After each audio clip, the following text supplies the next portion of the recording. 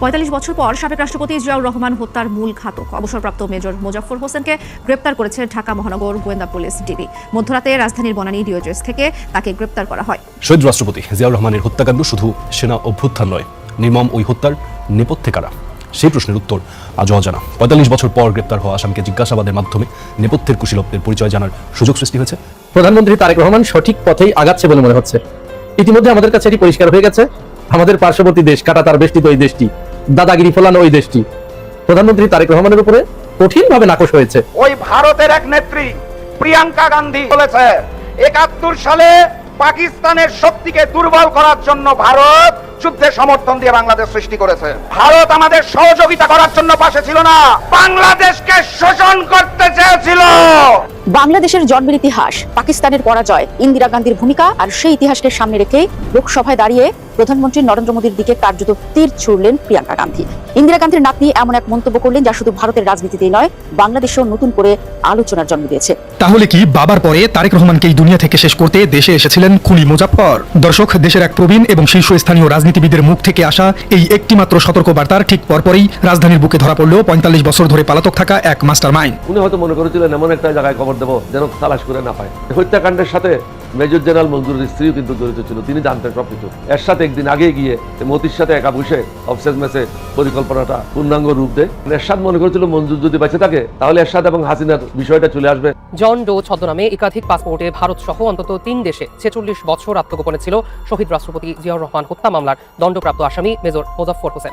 সাবেক সেনা কর্মকর্তারা জানান, জিয়াউর রহমানের কক্ষ শনাক্তের দায়িত্বে ছিল মোজাফফর। শুধু হত্যাই নয়, গোপনে মরদেহ দাফনের পরিকল্পনাও ছিল। আসসালামু আলাইকুম দর্শক, জানিয়ে দেবো এই মাত্র পর সর্বশেষ গুরুত্বপূর্ণ আপডেট খবর। দর্শক, এতক্ষণ শুনছিলেন সংবাদ শিরোনাম, এবার থাকছে বিস্তারিত। তার আগে ছোট্ট একটা রিকোয়েস্ট করতে চাই, যারা এই ধরনের নিউজ লাইভ দেখতে ভালোবাসেন দেরি না করে চ্যানেলটি সাবস্ক্রাইব করে বেল আইকনটি অন করে দেবেন, তাহলে দেশের সকল খবরগুলো আপনি সর্বপ্রথম দেখতে পারবেন। তাই দেরি না করে চলুন ভিডিওটির বিস্তারিত দেখতে থাকি বলে মনে হচ্ছে।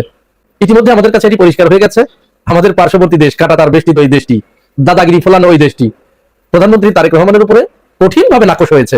তারা এখন ওই অনেকটা নতুন বউয়ের মতো শ্বশুরবাড়িতে গিয়ে যেরকম নতুন বউ ঘুমটা দিয়ে থাকে, তারেক রহমানকে দেখে এরকম ঘুমটা দেওয়া শুরু করেছে।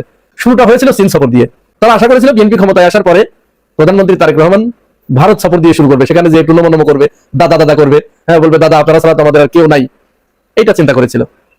কিন্তু এটার ব্যাপারে বিএনপির ভিতরে একটা গোষ্ঠী, বিশেষ করে ফজলুর রহমানের মতো ভারতীয় গুপ্তচর যারা আছে, এই ধরনের একটা গোষ্ঠী তারা চেষ্টাও করেছিল প্রধানমন্ত্রীকে প্রথমে ভারত নিতে। কিন্তু প্রধানমন্ত্রীর কাছ থেকে সবুজ সংকেত না পেয়ে তারা ঘোষণা করলেন যে দক্ষিণ এশিয়ার যে কোনো একটা দেশ দিয়ে শুরু হবে। পরবর্তীতে তো আপনারা জানেন যে চীন সফর দিয়ে শুরু করলেন, মালয়েশিয়া এবং চীন দিয়ে। চীন সফরের কথা যেদিনই বিএনপির পক্ষ থেকে প্রকাশ করা হলো, ওদিন থেকেই মূলত শুরু হয়েছে তাদের গাত্রদাহ, জ্বলতে পুড়তে শেষ হয়ে যাচ্ছে তারা। এরকম এক কথা, এত বড় সাহস, আমাদেরকে বাদ দিয়ে ওইখানে যায়, দেখিয়ে দেব। এরপর থেকেই তো আপনারা জানেন যে ভারতীয় মিডিয়ায় অসংখ্য ধরনের প্রচার প্রপাগান্ডা এমন ভাবে চালিয়েছে। এমনকি জানেন যে বাংলাদেশের রয়ের স্টেশন কর্মকর্তা ছিল, তার ছেলে এখন চন্দন নন্দী, সে তো বিশাল বড় করে কলাম লিখে ফেললো। এমনকি বাংলাদেশের সময় হাই কমিশনার ছিলেন বিনা সিকরি, সে পর্যন্ত গোস্বা প্রকাশ করে বললেন এটি মোটেই তাদের ঠিক হয় নাই। তারা এখন ভারতের উদ্বেগের বিষয়গুলো কিভাবে অ্যাড্রেস করবে সেটি তাদের ভাবতে হবে। আর সে দেশের মিডিয়াগুলো তো বাংলাদেশ সম্পর্কে, বিএনপি সম্পর্কে এমন কিছু উদ্ভট কথাবার্তা বাজারে ছেড়ে দিল যেটা শুনলে অনেকেরই ঘৃণায় বমি আসার মতো অবস্থা। যাই হোক, এর ভিতরে চীন থেকেও একটা প্রতিবাদ, খুব কড়া একটা প্রতিক্রিয়া জানানো হলো যে একটি দেশ, স্বাধীন একটি দেশ, সে তার প্রধানমন্ত্রী কোন দেশে সফর করবে কি করবে না, কোথায় আগে করবে কোথায় পরে করবে, এটি এখানটাই তাদের নিজস্ব ব্যাপার।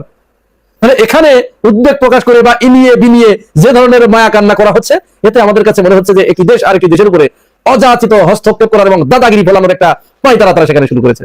চীনের এই বিবৃতির পরে কিছুটা সুর নরম হয়েছিল, এরপরে তারা বসে থাকে নাই। এরপর তারা কি করলো, রাম মন্দিরকে কেন্দ্র করে বিএনপি সরকারকে চাপে রাখার জন্য সেখানে তারা হিন্দুদেরকে আবার মাঠে নামালো। ইউনূস সরকারের আমলে যা যা করেছিল, ইউনূস সরকারকে চাপে রাখার জন্য এমন কোন ধরনের ঘৃণ্য পদক্ষেপ নাই যা তারা গ্রহণ করেনি। বিএনপি সরকারের আমলে এসেও তারা সেটা শুরু করলো। অথচ কথা ছিল কি, যেদিন প্রধানমন্ত্রী শপথ গ্রহণ করলেন সেদিন কিন্তু মোদী সরকারের একজন প্রতিনিধি এখানে এসে মোদীর আমন্ত্রণ পত্র কিন্তু প্রধানমন্ত্রীর কাছে হস্তান্তর করা হয়েছিল। কিন্তু সেই জায়গা থেকে অনেক দূরে সরে গেলেন তাদের, কারণ তাদের একটা ধারণা ছিল যে শেখ হাসিনা যা যা করেছে, আমাদের পায়ে যেভাবে নমনম করেছে, এই সরকারকেও সেটাই দিতে হবে। কিন্তু সেটা যখন দেয় নাই, দেখছে যে কিছুটা ওই আশায় ভাটা পড়ছে, তখন তারা এই ঘৃণ্য পথে হেঁটেছে। এরপরে তারা কিছু কিছু ব্যক্তিদের তালিকা দিয়েছিল যে এদেরকে গ্রেফতার করা যাবে না, ফ্যাসিবাদের দোষর যারা যারা এখানে ভারতীয় যারা গুপ্তচর হিসেবে কাজ করে, এদেরকে গ্রেফতার করা যাবে না। কিন্তু তারেক রহমান ওই কথাগুলো না শুনেই, এখানে আপনারা জানেন অল্প কয়েকদিন আগে ভারতের থেকে দুজন গুপ্তচর আটক করলেন, যাদের ভারতের সাথে নিয়মিত যোগাযোগ ছিল, রয়ের সাথে যোগাযোগ ছিল, সেনাবাহিনীর সাথে যোগাযোগ ছিল, এরকম দুজনকে গ্রেপ্তার করলেন। আর রাম মন্দির স্থাপন কাণ্ডের মূল হোতা রয়ের আরেক গুপ্তচর হরিদাস চন্দ্র, তাকে গ্রেপ্তার করলেন। শেখ হাসিনার কিছু দোসর শিরিন শারমিন, তাকে গ্রেপ্তার করা হয়েছিল, পরে যদিও জামিন দেওয়া হয়েছে। এরপরে যে সাবেক ডিজিএফআই এর দুজন কর্মকর্তা, দুজনই ভারতের গুপ্তচর, এদেরকে গ্রেপ্তার করলেন। এইগুলো দেখার পরে ওদের চোখের ঘুম টোটালি হারাম হয়ে গেছে, যে তাহলে তো যা চাচ্ছিলাম সেটা তো করে নেই, এটা করছে না। আর তারেক রহমানও এইগুলো করে একটা বার্তা তাকে দিতে চাচ্ছিল যে তুমি বিগত 17 বছর ধরে যে আকাম কুকাম এদেশের মানুষের সাথে করেছো শেখ হাসিনাকে দিয়ে, এইটা পুরোপুরি না শুধরানো পর্যন্ত তোমার সাথে আমার স্বাভাবিক সম্পর্ক হতে পারে না। বিষয়টা এখানে কিন্তু দুইটা লক্ষ্য করবেন। তারা চাচ্ছে চাপ প্রয়োগ করে ছলে বলে কলে কৌশলে তাদেরকে এই বিএনপি সরকারকেও বা তারেক রহমানকেও হাসিনার মতো বানাতে, যে তাদেরকে নমনম করুক। আর তারেক রহমান যে কৌশলটি অবলম্বন করেছে সেটি হচ্ছে যে না, তুমি চাপ প্রয়োগ করে আমাকে তুমি আর নথি স্বীকার করতে পারবে না, আমার সাথে তোমার ডিলিংস হবে, এই ডিলিংসটা হতে হবে তোমার বন্ধুত্বপূর্ণ সম্পর্কের মাধ্যমে, দাদাগিরি এবং ছোট ভাই বড় ভাই এই ধরনের চলবে না, সমমর্যাদার ভিত্তিতে, সমতার ভিত্তিতে তুমিও যে সুবিধাটুকু পাবা আমাকে সেই সমান সুবিধাটুকু দিতে হবে। আর সর্বশেষ ওই দাদা বাবুদের মুখে চরমভাবে একটা চপেটাঘাত করেছে ভারতের অন্যতম একজন কুশীলব মুজাফফরকে গ্রেপ্তারের মাধ্যমে। মুজাফফরকে গ্রেপ্তারের পরেই তাদের ঘুম যাও একটু চোখে ছিল সেটা একেবারে পুরোপুরি ছুটে গেছে। মুজাফফর হচ্ছে শহীদ প্রেসিডেন্ট জিয়াউর রহমানের হত্যাকারী। আপনারা জানেন 1981 সালের 30 মে গভীর রাত্রে শহীদ প্রেসিডেন্ট জিয়াউর রহমানকে চট্টগ্রামে হত্যা করা হয়েছিল। সেই হত্যার পরে প্রধান যে আসামি ছিল এই মুজাফফর, কর্নেল মুজাফফর, ভারতে পালিয়েছিল। পরে কোনো এক ফাঁকে সে বাংলাদেশে এসে এই বনানী ডিএইচএস এর ভিতরে থাকতো, পরিচয় গোপন করে, তার নাম পরিবর্তন করে, মুজাফফর নাম পরিবর্তন করে কোন একটা হিন্দু নাম সে গ্রহণ করেছিল, এখানে এসে লুকিয়ে থাকতো। এবং এই যে 45টা বছর সে এখানে লুকিয়েছিল, এই 45 বছরে একজন ব্যক্তির সাথে তার নিয়মিত যোগাযোগ হতো, সে হচ্ছে যে মাসুদ উদ্দিন, ডিজিএফআই এর সাবেক কর্মকর্তা, ওটাও ভারতের রয়ের গুপ্তচর, আর এটা তো গুপ্তচর ছিলই। এই সূত্র ধরে এইখানে যে মুজাফফরকে যে গ্রেপ্তার করা হলো, এই গ্রেপ্তারটা ভেরি ইন্টারেস্টিং। একটু বলি, হত্যাকাণ্ডের পরে সে পালিয়ে চলে গিয়েছিল। এরপর কোন এক ফাঁকে এসে বনানী ডিএসএস এর ভিতরে সে তার শ্বশুরের একটা ফ্ল্যাটে থাকতো, নাম পরিচয় তার চেহারার সুরত সবকিছু পরিবর্তন করে ফেলেছিল। এরপরে এই মুজাফফরের মেয়ে ভারতীয় একটা কোম্পানি, আপনারা জানেন এয়ারটেল, সেই এয়ারটেলে চাকরি করতো। এইটা গোয়েন্দারা খুঁজে বের করে, এই মেয়ের প্রতি তারা নজর রাখতে শুরু করে, নজরদারিতে রাখে, মেয়েটা কোথায় যায়, কোন বাড়িতে ঢোকে, এই বাড়িটা মোটামুটি একটা ঠিকানা তারা শনাক্ত করে। তো যখন নিশ্চিত হয়ে যায়, ওই দিন গত বৃহস্পতিবারে গভীর রাতে তারা ওই বাড়িতে প্রবেশ করে, এবং প্রবেশ করে ডিবি সেখানে একটা নতুন কৌশল অবলম্বন করে।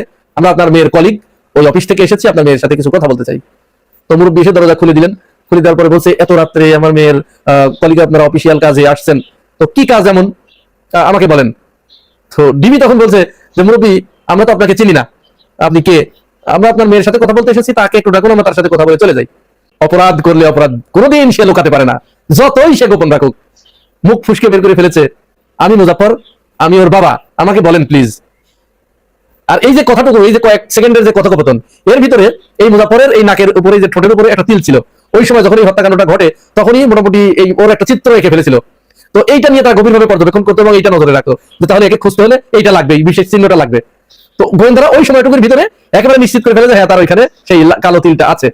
আর এরপরে যখনই বলেছে যে আমি মুজাফফর, সাথে সাথে একজন পকেট থেকে হ্যান্ডকাপ বের করে ওর হাতের ভিতরে পরিয়ে দিয়েই ব্যাস টানতে টানতে নিচে নামিয়ে নিয়ে এসেছে। এই জন্য অপরাধী যতই তার সমস্ত কিছু বুঝে ফেলুক, চিহ্ন বুঝে ফেলুক, কোনো না কোনো চিহ্ন সে রেখে দেয়, আর সেইটার মাধ্যমে সে ধরা পড়ে। 45 বছর পরে তাকে গ্রেপ্তার করা হয়েছে। এখন ভারতীয় দালাল যারা দেশে আছে, যারা রয়ের গুপ্তচর দেশে আছে, এরা দাবি তুলেছে যে না, তাড়াতাড়ি তাকে যেহেতু গ্রেপ্তার করা হয়েছে এত বছর পরে, তাহলে তাকে অতি দ্রুত ফাঁসি কার্যকর করা হোক। কিন্তু আমাদের দাবি না, তাকে এই মুহূর্তে ফাঁসি কার্যকর করা যাবে না, তাকে রিমান্ডে নিতে হবে। রিমান্ডে নিয়ে তার সাথে আর কারা কারা ছিল, কে তাকে এই কাজ করতে উদ্বুদ্ধ করেছে, কেন করেছে, কত টাকা ডিলিংস হয়েছিল, এর সাথে আর কোন কোন বিদেশি শক্তি জড়িত আছে, বাংলাদেশে কারা তাকে ইন্ধন দিয়েছে, কারা তাকে সাপোর্ট দিয়েছে, কারা তাকে প্ররোচিত করেছে, কারা তাকে বেনিফিটেড করেছে, কারা বেনিফিটেড হয়েছে, এই সমস্ত ক্লুগুলো তার কাছ থেকে বের করে নিয়ে তারপরে তার ফাঁসির কার্যকর করতে হবে। জিয়াউর রহমানের খুনিকে আমরা বেঁচে থাক এটি কখনোই চাই না, তবে তার ফাঁসির আগে অবশ্যই এই কাজগুলো করতে হবে। এই কাজগুলো না করে যদি তাকে ফাঁসি কার্যকর করা হয়, তাহলে কিন্তু এই হত্যাকাণ্ডের যে মোটিভ সেটি কিন্তু অধরাই থেকে যাবে।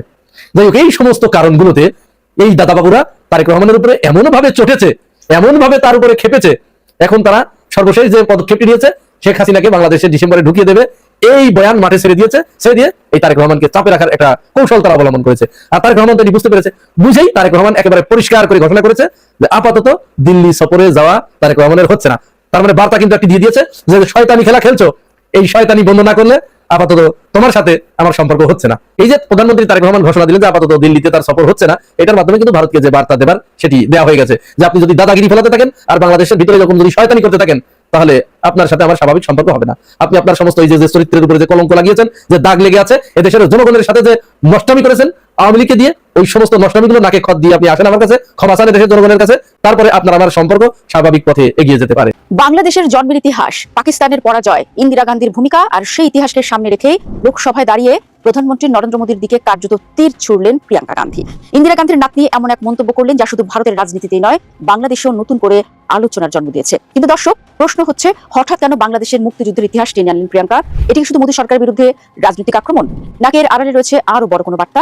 এই বক্তব্যকে আবার 1971 সালের ইতিহাসকে নতুন বিতর্কে ঠেলে দেবে, আর বাংলাদেশের স্বাধীনতা নিয়ে ভারতের একক কৃতিত্বের যে বয়ান, সেটিও নতুন করে প্রশ্নের মুখে পড়বে? দর্শক, ভারতের লোকসভার পরিবেশ তখন উত্তপ্ত, বিরোধী দল ও সরকার মুখোমুখি, আলোচনার কেন্দ্রে অপারেশন সিন্দুর। সবাই ভাবছিলেন বিতর্ক সীমাবদ্ধ থাকবে সাম্প্রতিক সামরিক অভিযানে, কিন্তু হঠাৎ করেই সময়ের চাকা ঘুরিয়ে 55 বছর পেছনে চলে গেলেন প্রিয়াঙ্কা গান্ধী। তিনি বললেন, ইতিহাসের কথা আপনি বলছেন, আমি বর্তমানের কথা বলতে চাই।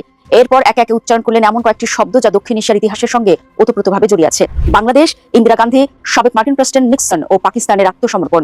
দর্শক, প্রিয়াঙ্কার দাবি, ইন্দিরা গান্ধী শুধু যুদ্ধ জেতেননি, বিশ্ব কূটনীতিতেও বিরাট সাফল্য দেখিয়েছিলেন। আমেরিকান তৎকালীন প্রেসিডেন্ট রিচার্ড নিক্সনের প্রবল চাপ উপেক্ষা করেও বাংলাদেশের মুক্তিযুদ্ধের পক্ষে অবস্থান নিয়েছিলেন। পাকিস্তানের 1 লাখেরও বেশি সেনাকে আত্মসমর্পণে বাধ্য করেছিলেন। কিন্তু সবচেয়ে গুরুত্বপূর্ণ লাইনটি আসে এরপর। তিনি বলেন, ইন্দিরা গান্ধী কখনোই বাংলাদেশ প্রতিষ্ঠার কৃতিত্ব নিজের নামে নিতে চাননি। এই একটি বাক্যে মূল রাজনৈতিক বার্তা লুকিয়ে আছে, কারণ পরের বাক্যে তিনি সরাসরি নরেন্দ্র মোদীকে আক্রমণ করেন। তার অভিযোগ, বর্তমান সরকার অপারেশন সিন্দুরের পুরো কৃতিত্ব প্রধানমন্ত্রীকে ঘিরে প্রচার করছে। এমনকি অলিম্পিকে ভারত পদক পেলেও সে কৃতিত্ব সরকার নিজে করে নিতে চায়। তার ভাষায়, কৃতিত্ব নিলেই নেতৃত্ব প্রমাণ হয় না, নেতৃত্বের সঙ্গে দায় নিতে হয়। আর দর্শক, এখানে শুরু হচ্ছে আসল বিতর্ক। কিন্তু হঠাৎ কেন বাংলাদেশের প্রসঙ্গ? রাজনৈতিক বিশ্লেষকদের মতে বাংলাদেশের মুক্তিযুদ্ধ এখানে মূল বিষয় নয়, এটা ছিল একটি রাজনৈতিক প্রতীক। প্রিয়াঙ্কা আসলে বোঝাতে চেয়েছেন, অতীতের নেতৃত্ব নিজেদের প্রচারের জন্য রাষ্ট্রীয় সাফল্যকে ব্যবহার করেনি, অথচ বর্তমান সরকার প্রতিটি সাফল্যকে রাজনৈতিক ব্র্যান্ডিং এর অংশ বানিয়ে ফেলছে। অর্থাৎ বাংলাদেশের উদাহরণ ব্যবহার করে তিনি মোদীর রাজনৈতিক স্টাইলকে প্রশ্নবিদ্ধ করেছেন। বিতর্ক তার এখানেই শেষ নয়, কারণ বাংলাদেশের স্বাধীনতা নিয়ে বহু বছর ধরে ভারতের রাজনীতিতে দুটি ভিন্ন বয়ান রয়েছে। কংগ্রেস বলে, ইন্দিরা গান্ধীর কূটনৈতিক ও রাজনৈতিক নেতৃত্ব ছিল বিজয়ের অন্যতম চাবিকাঠি। বিজেপি তুলনামূলকভাবে ভারতীয় সেনাবাহিনীর বীরত্ব ও সামরিক সক্ষমতাকে বেশি গুরুত্ব দেয়। কিন্তু বাংলাদেশের দৃষ্টিকোণ থেকে ছবিটি আরো ভিন্ন। বাংলাদেশের ইতিহাসে স্বাধীনতার মূল ভিত্তি হলো দীর্ঘ স্বাধীনতার আন্দোলন, 9 মাসের মুক্তিযুদ্ধ, 30 লাখ শহীদের আত্মত্যাগ, লাখো মুক্তিযোদ্ধার রক্ত এবং অসংখ্য নির্যাতিত মানুষের ত্যাগ। ভারতের সামরিক ও কূটনৈতিক সহায়তা ছিল অত্যন্ত গুরুত্বপূর্ণ, কিন্তু সেটি ছিল বাংলাদেশের সংগ্রামের সহযোগী শক্তি, বিকল্প নয়। তাহলে কি ভারতের একক কৃতিত্বের বয়ান প্রশ্নের মুখে? এখানেই সবচেয়ে বড় আলোচনা। আন্তর্জাতিক ইতিহাসবিদ ও মুক্তিযুদ্ধ গবেষকদের বড় একটি অংশ দীর্ঘদিন ধরে বলে আসছেন, 1971 সালের বিজয় ছিল একটি যৌথ বাস্তবতা। বাংলাদেশের জনগণের প্রতিরোধ ছাড়া ভারতীয় হস্তক্ষেপের সুযোগ তৈরি হতো না। আবার ভারতের সামরিক সহায়তা ছাড়া যুদ্ধ হয়তো আরো দীর্ঘ রক্তক্ষয়ী হতে পারত। অর্থাৎ ইতিহাস কাউকে একক নায়ক হিসেবে প্রতিষ্ঠা করে না। তাই প্রিয়াঙ্কার বক্তব্য নতুন করে সেই পুরনো প্রশ্নটি সামনে এনেছে: ইতিহাসের কৃতিত্ব কি একজন নেতা, একটি সরকার কিংবা একটি রাষ্ট্র একাই দাবি করতে পারে?